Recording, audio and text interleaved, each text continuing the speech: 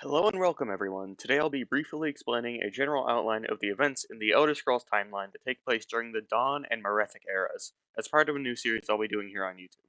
So, let's get started. So far, the Elder Scrolls timeline is split into 6 eras. First is the Dawn era. Note that this telling is the most commonly held belief, mixed with a bit of my own theorizing, and that the concepts of multifaceted gods and timelines, and the unreliable narrator, severely complicate things.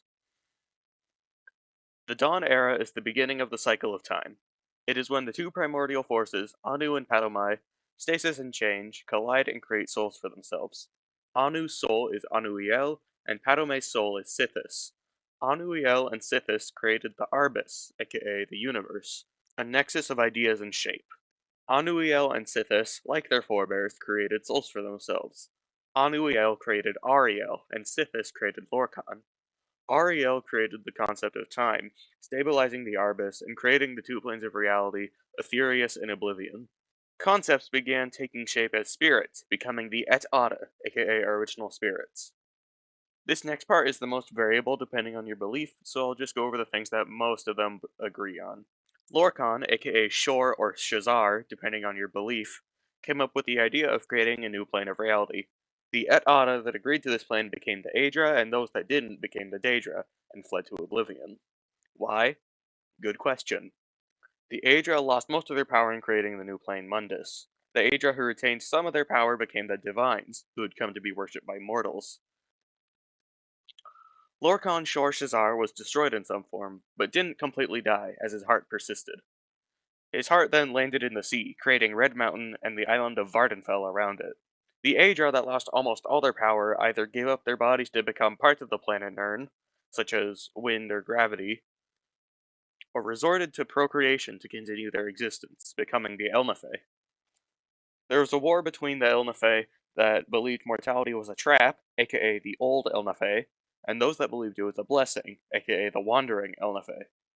The Old Elnathae settled in Aldmeris, Tamriel, and Yukuda, becoming the Elves. The Wandering Elnathae settled in Atmora, Akavir, and Yokuda, becoming the Humans.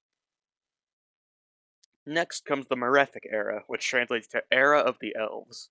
The Aldmer, aka Elderfolk or Elder Elves, sailed to the Somerset Isles to escape the destruction of Aldmeris, an event I'll cover in a separate video, and eventually sailed to mainland Tamriel.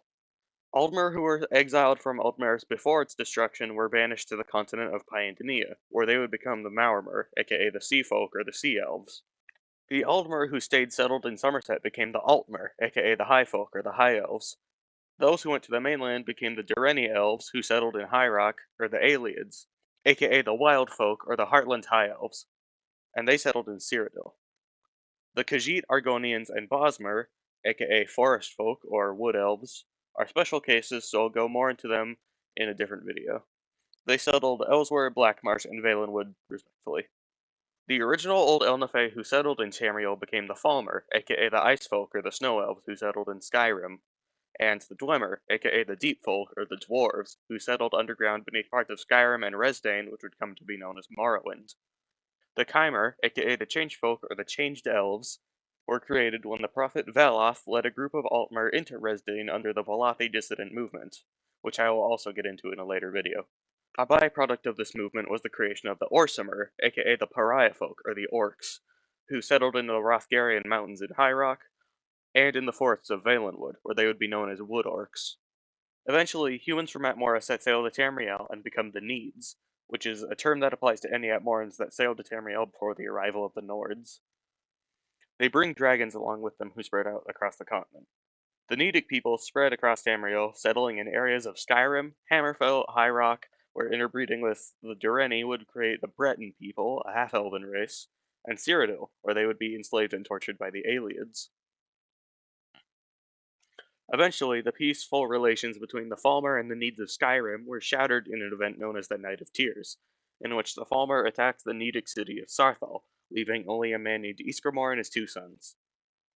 Ysgramor and his sons then sailed to Atmora, gathered 500 of the continent's greatest warriors, and returned to Skyrim, leading an extermination campaign against the Falmer, who were forced to reside with the Dwemer, where they would eventually become the goblin-like creatures of modern-day Skyrim, or flee to the Forgotten Vale, a hidden part of northwestern Skyrim. The needs of Skyrim would then be known as the Nords, and would soon overthrow the tyrannical rule of the dragons and their priests, in an event called the Dragon War. This led them to a time of great prosperity, where they expanded their empire into parts of Cyrodiil, High Rock, and Resdayn. The Merethic era ended when King Eplir united the Wild Bosmer in the province of Valenwood, culminating in the creation of the Cameron dynasty.